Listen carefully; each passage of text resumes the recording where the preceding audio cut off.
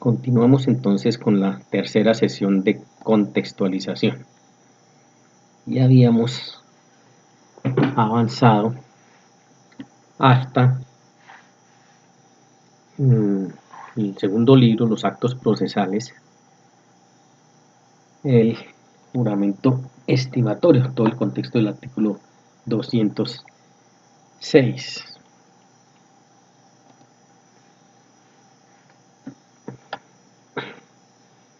Respecto a los actos procesales de decisión,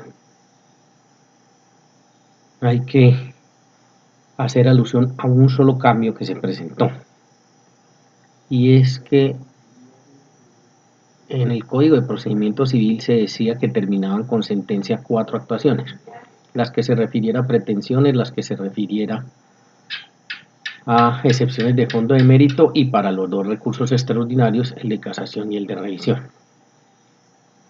El Código General de Proceso adopta estas mismas 4 situaciones, pero incorpora una nueva, que es un incidente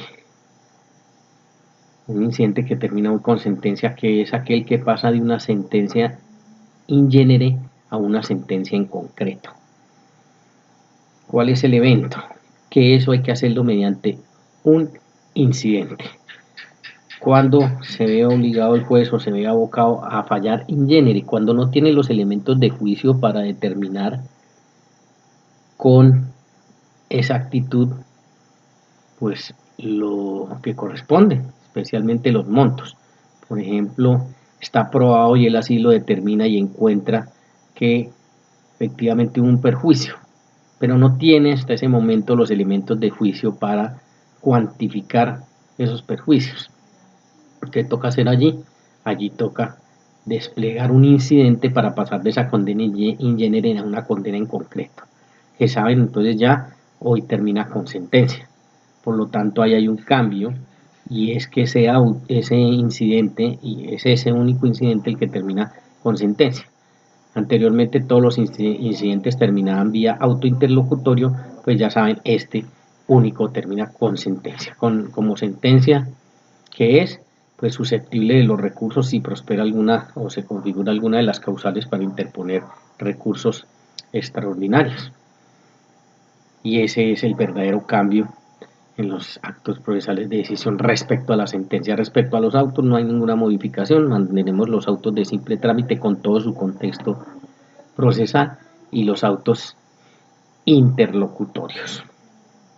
Sobre los actos procesales de comunicación, pues es importante mencionar que han habido una cantidad de cambios en las formas, estos artículos 291, 293, que nos indican cómo se debe notificar personalmente hoy en Colombia, y todo ese régimen de formalidades pues que allí los encuentran. Son artículos supremamente densos y digamos que se le apunta a nuevos mecanismos como esto, el ejercicio del citatorio, en fin, y las situaciones que se pueden presentar en torno a él.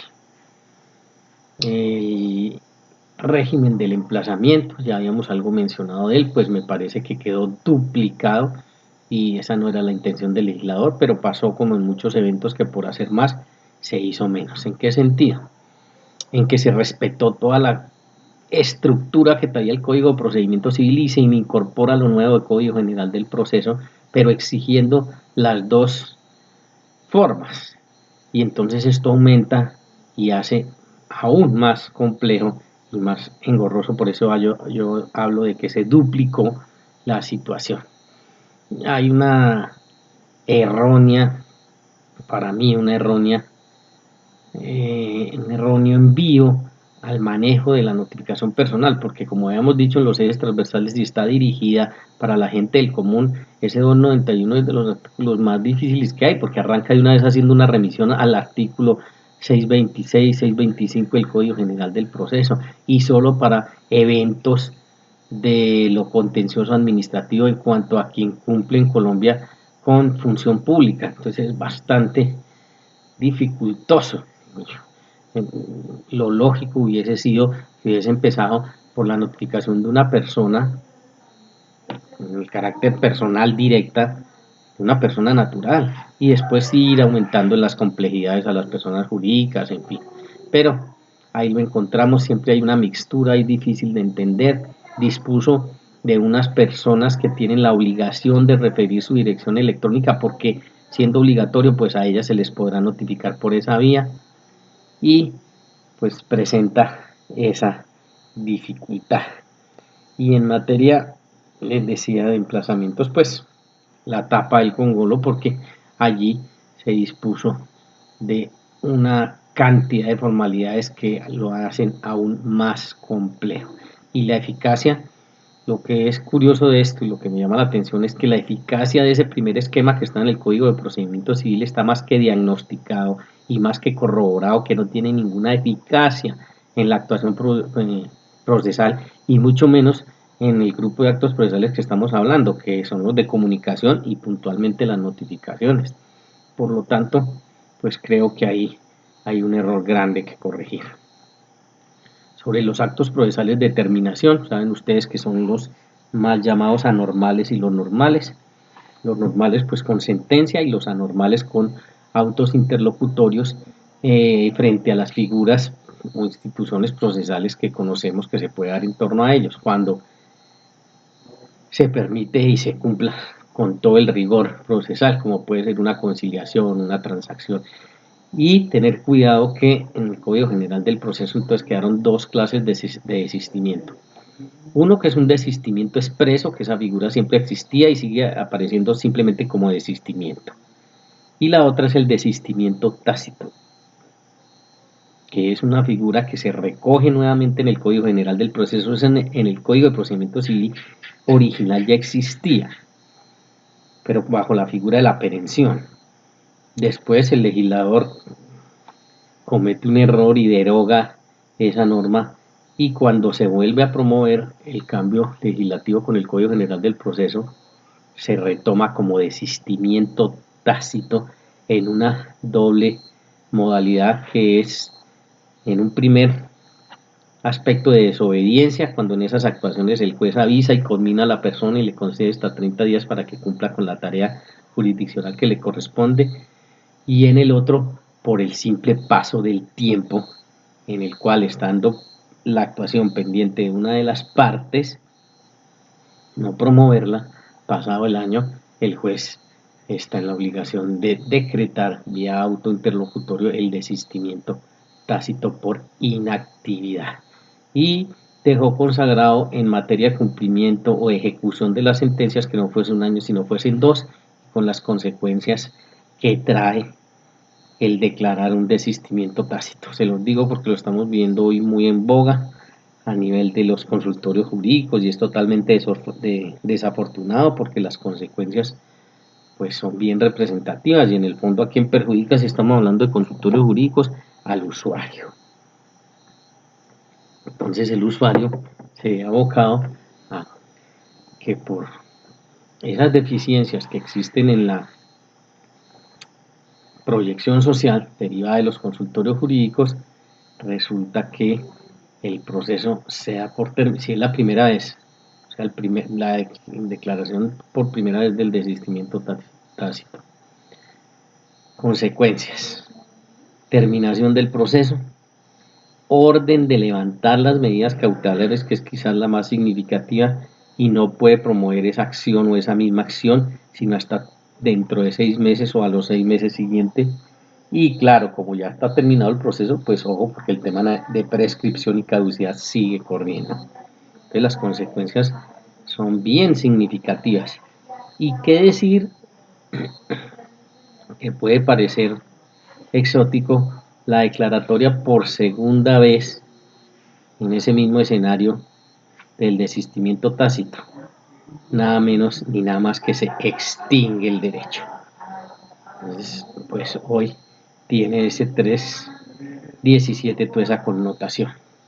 Sobre los actos procesales de impugnación, pues tenemos que decir, y ya lo hemos visto, hoy ya todos los recursos se promueven, pero deben argumentarse o fundamentarse. Y si queremos hilar un poquito más delgadito, mínimo indicarle al juez en qué lo agravia la providencia judicial que usted quiere atacar. Y el recurso extraordinario de casación sufre en su aplicación, en su trámite, una modificación grande, porque se simplificó de, de una manera también significativa en el Código General del Proceso. Antes era mucho más complejo y existía la posibilidad de retirar el expediente para configurar la demanda de casación, y como prosperaba, o si prosperaba o se admitía mejor esa demanda de casación, había lugar al derecho a la defensa, y asimismo el expediente tocaba entregárselo a la contraparte para que también ejerciese su defensa. Y bueno, era bastante complicado. Se regulariza y se establece que hoy con simple copias pues tienen que establecer esos recursos de casación cuando haya lugar. En cuanto a los procesos, el libro tercero, ¿qué tenemos en el libro tercero? Hay una verdadera reorganización de los procesos declarativos, y quedaron en tres escenarios, el proceso en tres títulos: el proceso verbal sumario y el proceso o los procesos declarativos especiales. Y aquí entonces encontramos en esa reorganización de los procesos declarativos varios escenarios. Uno primero, que no fue posible modificarlo porque el título de proceso declarativo para mí está mal asignado, porque si miramos de conformidad a cómo se presentan las pretensiones en una demanda, ustedes saben que pueden ser declarativas, constitutivas o de condena. Entonces me parece que ese ejercicio de declarativo se queda corto. Yo he sido un defensor a ultranza que hubiese sido o es mucho más técnico hablar de procesos cognoscitivos o procesos de conocimiento. Pero bueno, alguien puede decir que eso es superficial, pero tiene esa trascendencia. Entonces en esos tres títulos se reagruparon. Por eso lo veíamos, no es que hayan desaparecido procesos ni nada que se le parezca, porque uno escucha también a todas las, no, es que los procesos ordinarios desaparecieron, los procesos abreviados también. No, lo que sucedió fue que se reagruparon en lo que se denomina proceso verbal. Entonces allí, ¿cuáles quedaron? Allí quedaron lo que anteriormente se llamaban ordinarios, los abreviados y los verbales de mayor y o menor cuantía. Esos tres se agrupan y hoy se conocen como proceso verbal, solo con esa denominación, proceso verbal. El proceso verbal sumario se mantuvo, es el mismo esquema que traía el Código de Procedimiento Civil. Verbales muy especiales para el legislador, que se tratan de conflictos que tienen gran incidencia en el interior de la sociedad, y por eso entonces de manera caprichosa establece un régimen especial, digo, en cuanto al procedimiento para su manejo. Pero si se mira con cuidado los estudios y las estadísticas, vía ONG, vía Consejo Superior de la Judicatura, el proceso verbal sumario no ha cumplido con el cometido que el legislador quiso desde el Código de Procedimiento Civil, y era que por la incidencia del conflicto tuviese un tratamiento que fuese más benigno para las partes que acudieran al acceso de administración de justicia. No, es más, hay casos y hay eventos en los cuales los procesos verbales sumarios pueden demorarse igual o inclusive más que un tradicional verbal, por todas las vicisitudes que se pueden presentar en torno a él. De tal manera que se le quiso dar un tratamiento especial, se hizo la excepción y esa se mantiene. Yo no estoy convencido, y no estoy convencido a nivel general de todo ese régimen de las excepciones. El régimen de las excepciones en materia procesal y en todas las materias siempre trae dificultades en su aplicación, y lo que es peor, al interior de las sociedades. Y ahí lo tenemos, ¿no? Por ejemplo, el tema de las pensiones, un régimen de preferencias para unos grupos de personas, unos grupos de trabajos que causan mucho malestar al interior de la sociedad. Y tenemos casos tan abruptos que en un régimen pensional, una persona que trabajó toda su vida, 40, 45 años, con un salario mínimo mensual legal vigente, su pensión no va a ser o no va a ser, no puede llegar a ser superior a ese salario mínimo vigente para la época. Mientras que una persona, como se vio hace unos años, en esa rotación que hubo de manera antiética y irresponsable, rotaron, por ejemplo, Consejo Superior de la Judicatura, algunos magistrados, y lograron acomodar sus pensiones en 10, en 11, en 12, 13 millones de pesos. Entonces, esos regímenes exceptivos, esas excepciones que se hacen a los tratamientos, eso trae bastantes consecuencias y en materia procesal también. Entonces el legislador hace todo un esfuerzo y dice, démosle este tratamiento especialísimo, y el especialísimo termina en ser especial o a veces inclusive general y no se logró nada.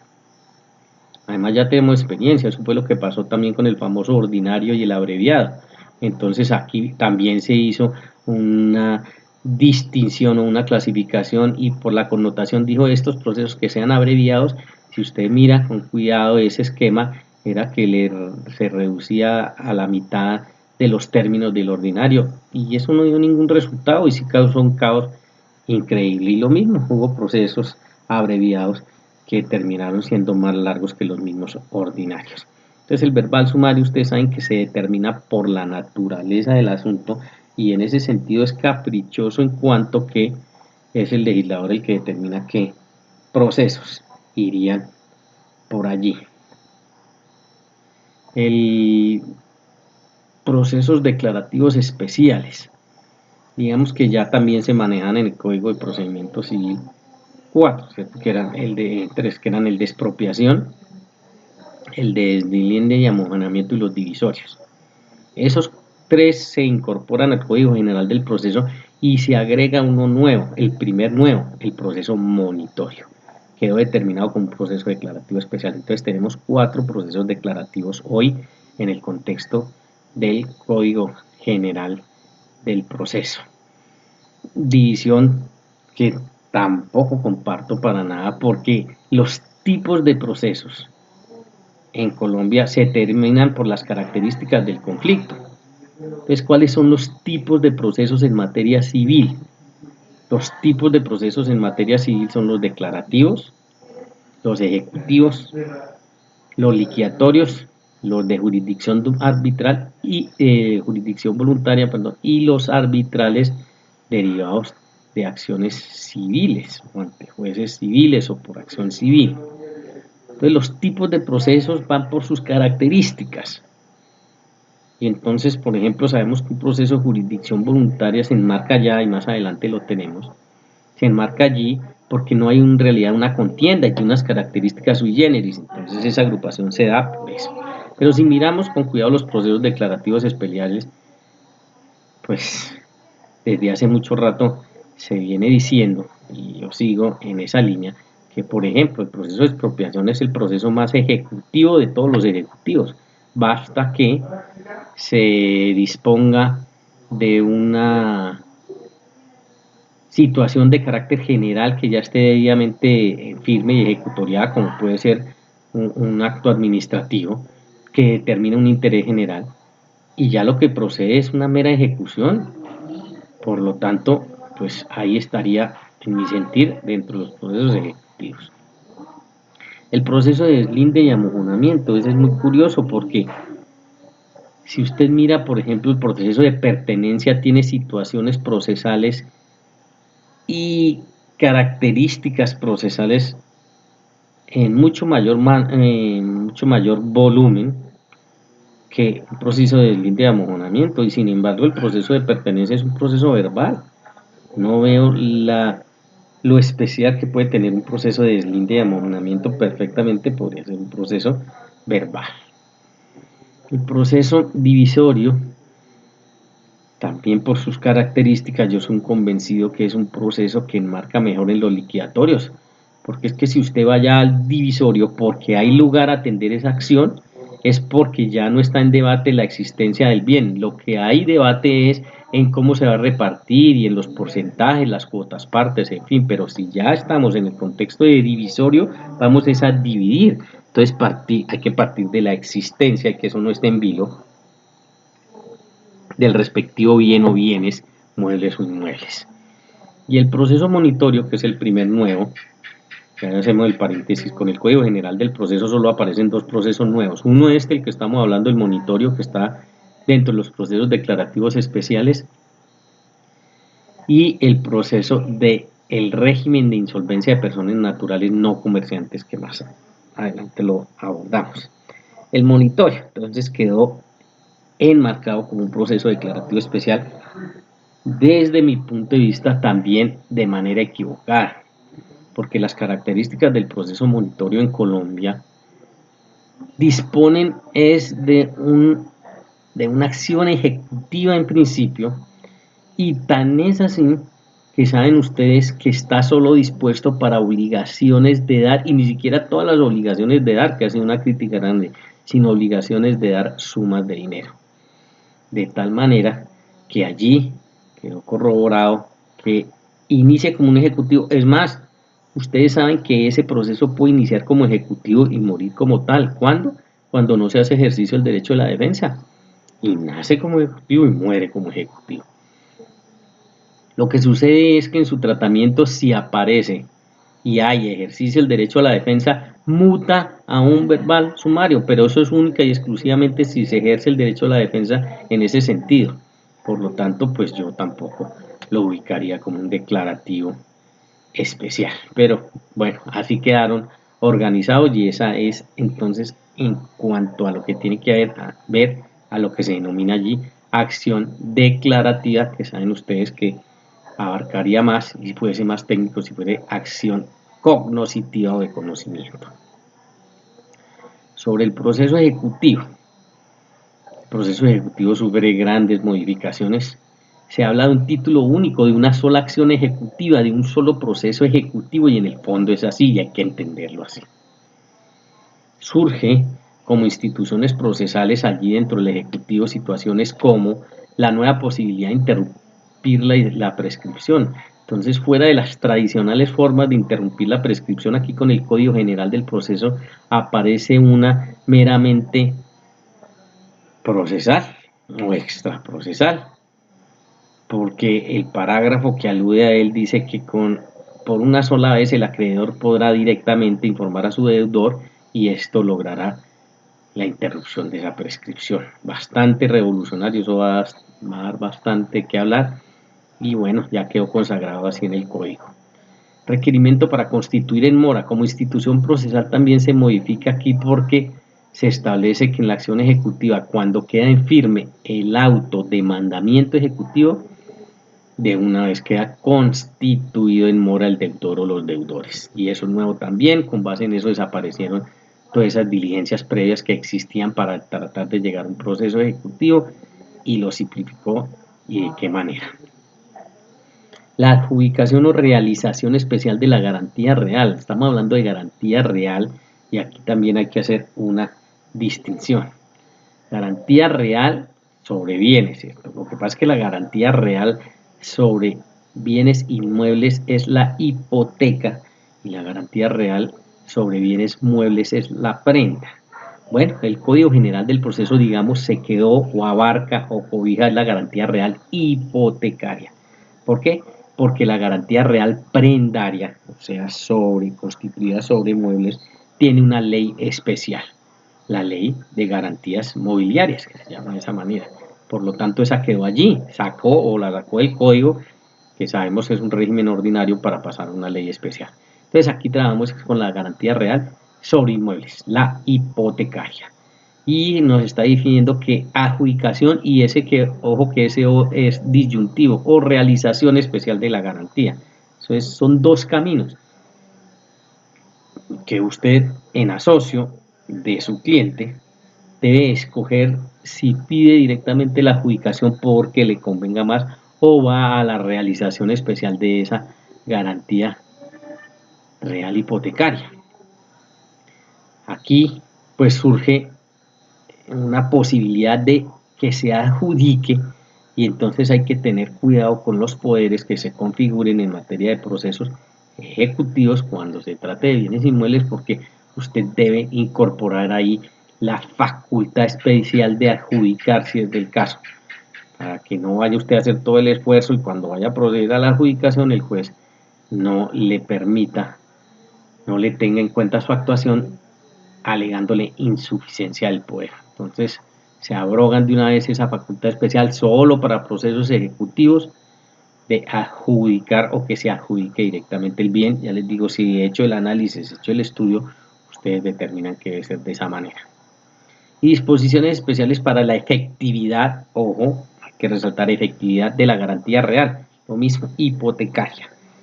El tradicional o anterior proceso ejecutivo hipotecario, pero mucho más simplificado. Y con esto pues hay que decir, como empezamos cuando nos referimos al proceso ejecutivo, que desaparecieron la tradicional clasificación de los ejecutivos, que era el ejecutivo singular o quirografario, el ejecutivo hipotecario y el ejecutivo mixto. Eso ya en el Código General del Proceso no existe, hay solo un solo proceso ejecutivo, un único proceso ejecutivo con esta variedad que hemos visto de adjudicación, realización o efectividad de esa garantía real. Los procesos de liquidación. ¿Qué tenemos entonces en los procesos de liquidación?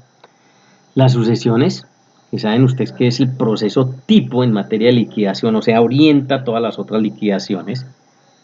Y se incorpora un parágrafo importantísimo que es la posibilidad de la partición del patrimonio que en vida espontáneamente quiera efectuar una persona. Situación que no existía en Colombia y obligaba a los abogados a unas maniobras porque como en la norma procesal no existía, pues para complacer el petitum de su cliente que decía, pero yo tengo este patrimonio y yo lo quiero efectivamente dividir, redistribuir en vida, y no se podía de esa manera, digámoslo así, directa. Ahora sí, bajo un contexto de una licencia judicial previa para no defraudar herederos, no defraudar terceros acreedores, en fin, saben ustedes, licencia judicial es permiso, o sea, lograr el permiso ante el juez, ya se puede hacer. Antes la única posibilidad eran las maniobras que les digo, que tenían que acudir los abogados, o esperar simplemente que quedase en el testamento o cuando se ejerciera toda la acción sucesoria. Entonces es importante, estábamos en mora de obtenerlo y allí aparece. La liquidación de sociedades conyugales o patrimoniales distintas a causa de muerte, que se mantiene ahí en todo el régimen de familia. La disolución, nulidad y liquidación de sociedades en general, tres verbos distintos, ¿no? Disolución, liquidación y nulidad. Saben ustedes que en este régimen de sociedades, lo primero, pues en el contexto general, que hay que lograr es demostrar su existencia. Demostrar su existencia, su disolución, o bueno, atacarla por nulidad, y lograr la disolución, su posterior liquidación. Régimen que hoy está muy disminuido para nuestros jueces civiles en Colombia porque esa competencia ha pasado a la superintendencia de sociedades. Es uno de los casos donde se ha logrado obtener que el heterocomponedor no sea el juez civil, sino que sea la superintendencia de sociedades por ser expertos en el tema, y allí se están ventilando y hoy en día con todo este tema de la pandemia, y saben ustedes, es un tema que está cogiendo muchísimo vuelo por el tema económico de muchas de las sociedades. Y el régimen de insolvencia de la persona natural no comerciante. Les digo que ese es el otro proceso nuevo que se incorpora para tener los dos. Uno ubicado, el monitorio como declarativo especial, y este régimen de insolvencia de la persona natural no comerciante ubicado, este sí para mi bien, como un proceso de liquidación, pero que tiene muchos derroteros procesales que trataremos entonces con la o en la siguiente sesión, en la cuarta sesión de esta contextualización.